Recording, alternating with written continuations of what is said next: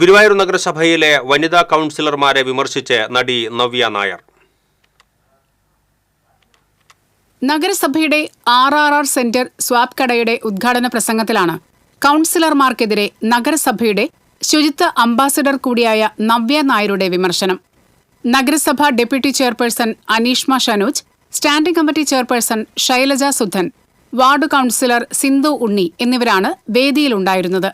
RRR എന്നാൽ എന്താണെന്ന് നടി ഇവരോട് ചോദിച്ചു. ഇവർക്ക് ഉത്തരം പറയാൻ കഴിഞ്ഞില്ല. തുടർന്നാണ് ഉദ്ഘാടന പ്രസംഗത്തിൽ നവ്യ നായർ ഇക്കാര്യം തുറന്നു പറഞ്ഞത്. RRR എന്താണെന്ന് അറിയില്ലെങ്കിലും ഇവർ പരിപാടിക്ക് വന്നിട്ടുണ്ട്. ഇനി മുതൽ അതുണ്ടാകില്ല. മൈക്കിൽ പറയുന്നതുകൊണ്ട് ഇനി എന്ത് പരിപാടിയുണ്ടെങ്കിലും അവർ അതേക്കുറിച്ച് പഠിച്ചു വരുമെന്നും നവ്യ നായർ പറഞ്ഞു. റെഡ്യൂസ്, റീയൂസ്, റീസൈക്കിൾ എന്നതാണ് RRR കൊണ്ട് ഉദ്ദേശിക്കുന്നതെന്നും അവർ വിശദീകരിച്ചു. RRR എന്താന്ന് ഞാൻ സാറിനോടല്ല ബാക്കി സ്ത്രീകളോടൊക്കെ ചോദിച്ചു. അവർക്ക് RRR എന്താണെന്ന് അറിയില്ല. പക്ഷെ പരിപാടിക്ക് വന്നിരിക്കുകയാണ്. പക്ഷെ RRR എന്താണെന്ന് അറിയില്ല. പക്ഷെ ഇനി മുതൽ അത് ഉണ്ടാവില്ല. കാരണം ഞാൻ അത് മൈക്കിൽ പറഞ്ഞുകൊണ്ട് ഇനി മുതൽ എന്തുണ്ടെങ്കിലും അവർ പഠിച്ചിരിക്കും. അപ്പൊ RRR എന്ന് പറഞ്ഞാൽ റെഡ്യൂസ്, റീയൂസ്, റീസൈക്കിൾ.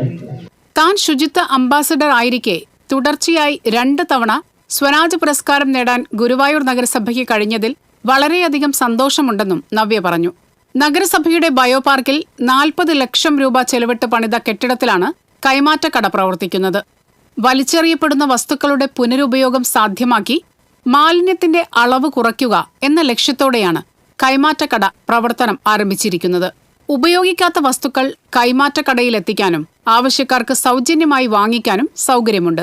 നഗരസഭാ ചെയർമാൻ M. കൃഷ്ണദാസ് അധ്യക്ഷത വഹിച്ചു. TCV news, Guruvayur.